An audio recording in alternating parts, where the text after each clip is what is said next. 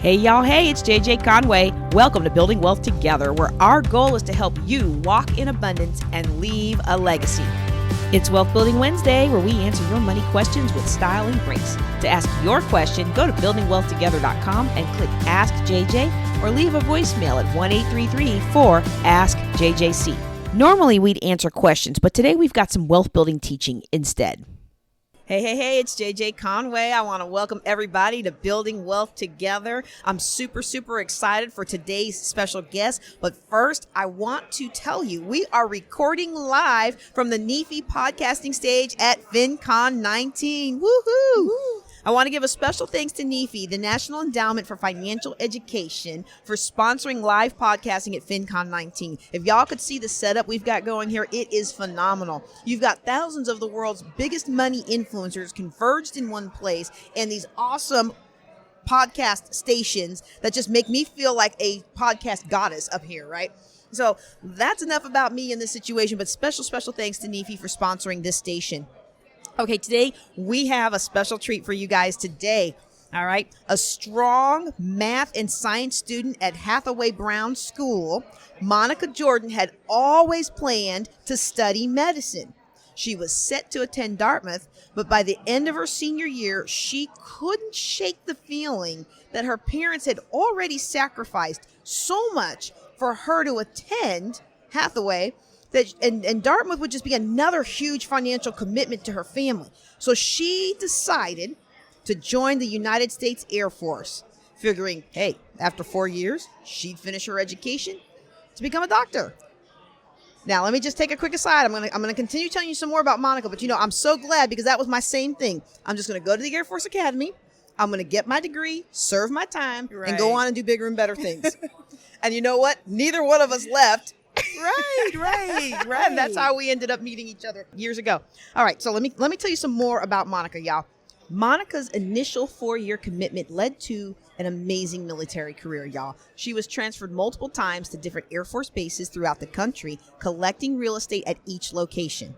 Now, after a successful military career and an extensive personal real estate portfolio, she reached financial independence and retired from the Air Force in May 2018 to focus on traveling the world and doing things that bring her joy. When she's not traveling the globe, her passion is helping women achieve financial stability and independence through an organization she founded in 2014 called Purse Strings. Monica, I am so happy to have you here today on Building Wealth Together. Please tell me a little bit about your experience here at FinCon so far. Awesome. So JJ, thank you so much for bringing me on. I am such I admire you so much. Oh, thank you. Yeah. So thank you for bringing me on. FinCon is amazing. This is my 4th year at FinCon, and I keep coming back, even though I retired my blog, so to speak, but I still love the community here. I love giving back. I love sharing my story and hoping to empower other people to become financially independent. Yes, you have inspired me ever since the first time that I met you. And I was already a big avid real estate investor and teaching other people how to invest. But you were doing the work. And a lot of people that I talked to in real estate investing, they weren't doing the work. And now I get to see you enjoying it. And I'm like, okay, I'm almost there. So let me just tell you, a lot of people say, oh, I want to be in real estate, but I don't know how. Or I want to have the lifestyle of financial independence, but then they don't make those tiny little steps or make the sacrifice that is required in order to have the fruits of their labor manifest, right? So one of the things I've been so blessed with is having that intuitiveness within me to know that saving is not the avenue to financial independence. It's really investing. So my path was real estate, and it still is. But there's also other streams of income that I find that are advantageous to meeting that financial independent goal. Like what? Let's talk about a few of those. Okay, so because some people might be afraid of real estate, but there are other ways. Right. So first of all, real estate is not just about buying and being a landlord or flipping. So you can also invest in real estate investment trusts. Those are REITs. Yes. If you love the stock market, there are several REITs that are publicly traded. I love trading. I don't do any options trading right now, but I like the stock market, believe it or not. All Things right. go on sale. And when they go on sale, those stocks that I love are on my list. And when it hits my number that I know my number, that's my cell number. And I'll buy it when it goes on sale. So outside of real estate, I would say that stock market investing, that's advantageous. Some people do side hustles, like they take their passion and they monetize it. So I always tell women, especially because women basically are the ones that come and talk to me, but men as well. So I always say, hey, if you find your passion and you find a way to just be singly focused, and you take that passion and you monetize it, and there you go. And that's exactly what I'm doing, and that's exactly what I help other people to do. Right. If I'd have known 20-something years ago when I went off to the Air Force Academy that I could have a business doing something that gives me joy every day, I probably would not have stayed in the Air Force as long as I did. But now I realize that the Lord ordered my steps, because being in the Air Force, serving all over the world, meeting different cultures, having different experiences, it allows me to connect with a greater realm of people. But I am such a huge advocate for whatever it is that you're doing right now is your profession. Explore what is your vocation. John Maxwell has a quote that I love. He says, once you have tasted significance, success is never enough. And Right. you're living a life of significance. Well, so it's all about intentional living. Yes. So this is the thing. At one point I said, I need to know my number. I need to know my freedom number. But then I was focused on chasing after that number and the return on investment. But then when I got intentional about what did I want my life to look like, Yes. that's when the number didn't even matter anymore. And I reached that number effortlessly because I decided, hey, I really want a life of travel. I want to go some places. I want to travel to all 7 continents. I want to go some places that they don't see people that look like me. I want to engage with some other cultures and especially eat some really good food. Woo, I'm in it for right? the food, y'all. So I wrote that vision down. And I said, okay, now let me work backwards. What are the numbers that are required for me to have this lifestyle that I envision for myself? And then, so my 5-year plan, I had a 5-year plan, right? And I reached that 5-year plan in 3 years, which meant that I had these 2 extra years to really be strategic. Yes. Right? So that's when I started to say, okay, let me take the principles that I learned in Think and Grow Rich by Napoleon Hill and join some masterminds. So I joined a mastermind where I was the smartest person in the room because I wanted to pour out and pour into the mastermind.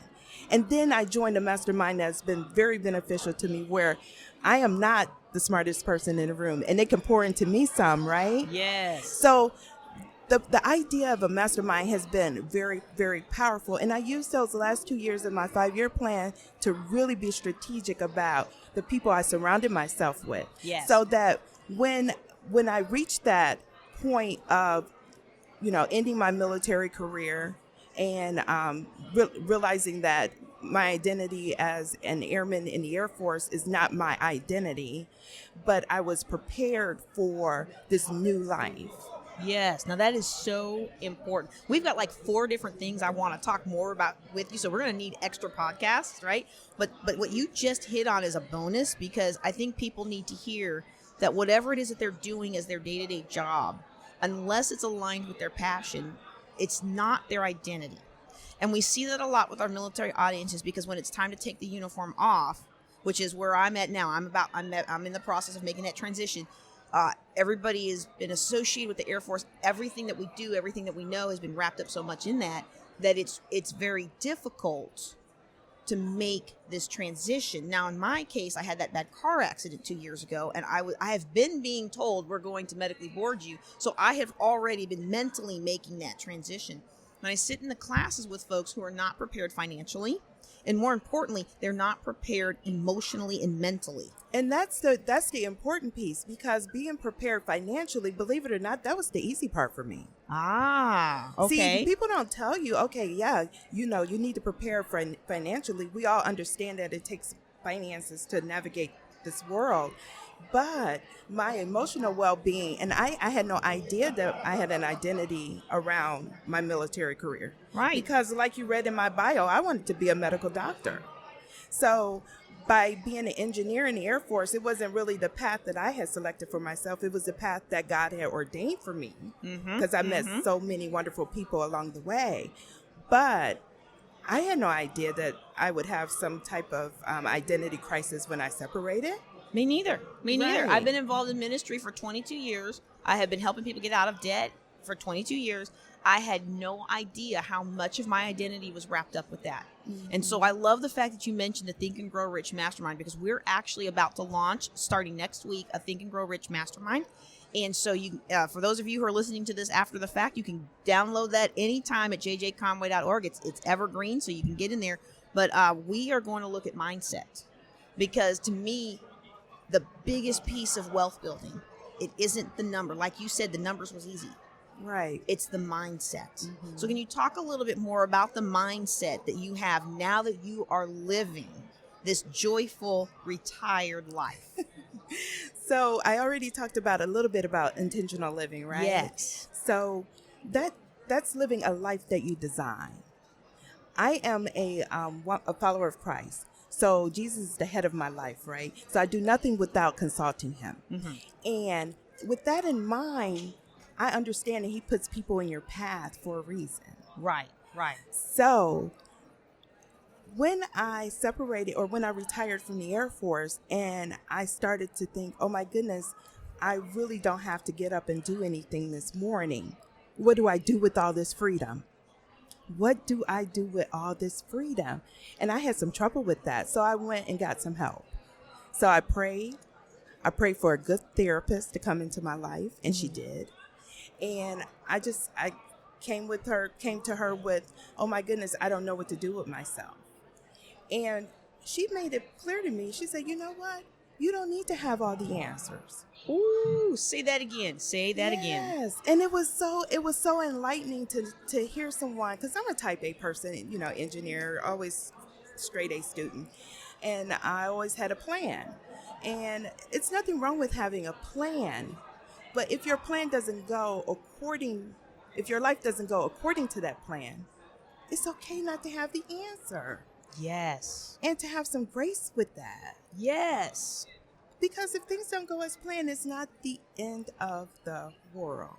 It is not. In fact, Paul Martinelli has a quote that says, we have to suspend the need to know how.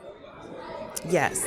And it sounds like you found freedom in saying, okay, I don't need to know how. I just know what I want to be, who I want to be, and let the details work itself out. Absolutely. And for years, I used to tell women, especially, and people who would ask me, oh, I want to be financially free, but I don't know how. And I said, well, what is it that you're looking to do?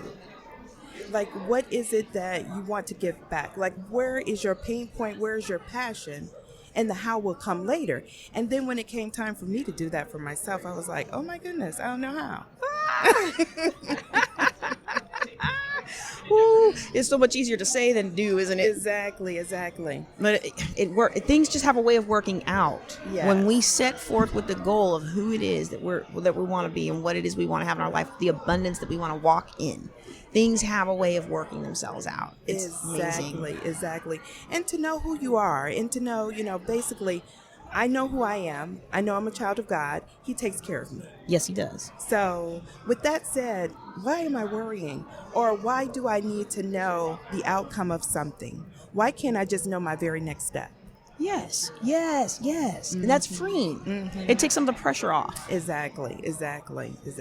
Now let's talk a little bit about some practical things that people can do in their journey to financial independence that will take the pressure off. So, for example, one thing that I read in your bio and that we've talked about is everywhere you went, you bought another property. And I actually have a book coming out relatively soon that talks about doing that same kind of concept, but in your hometown.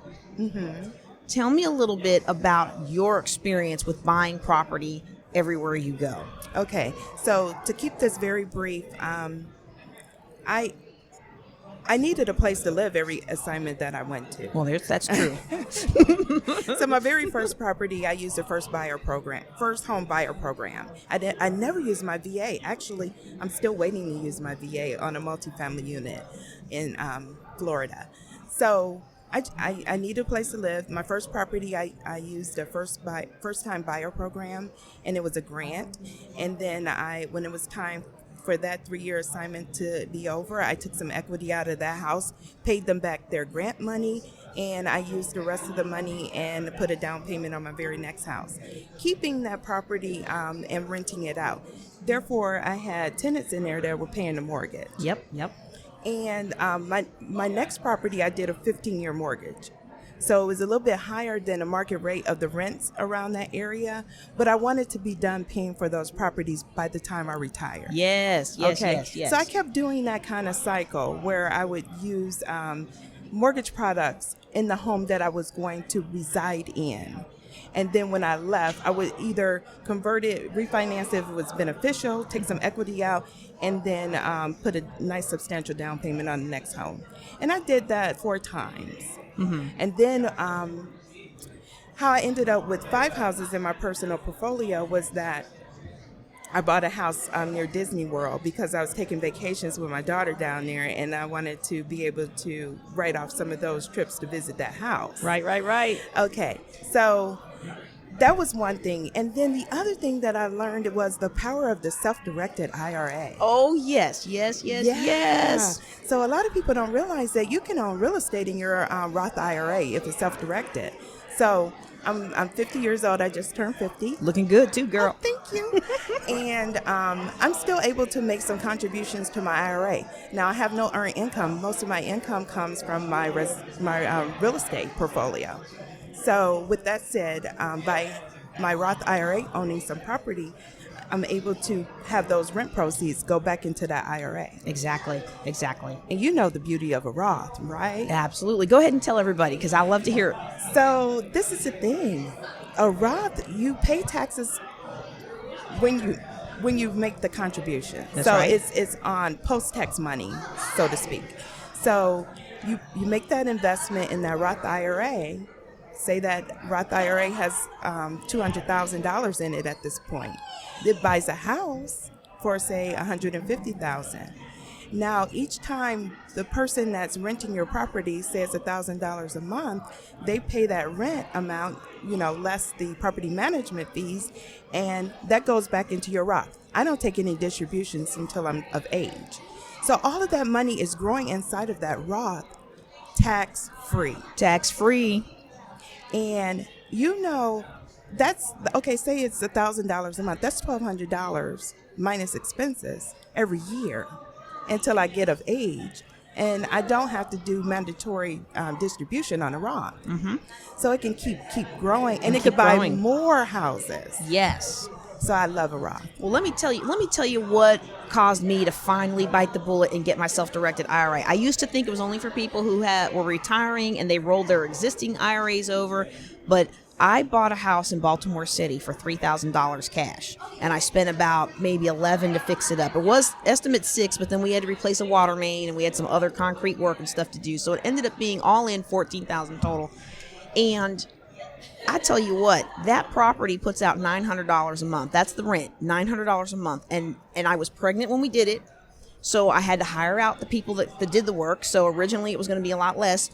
And with a self-directed IRA, you can't do the work yourself. You have to hire people to do it. Right. This is another reason why I've always been like, no, I'm not going to waste my time with that right now because I do my work to keep my costs down. But I was pregnant and the fumes just didn't work with me, so I had to hire people out. Right. And so then $14,000, the lady paid me back my money in 2 years. And for years, she's been paying $900 a month.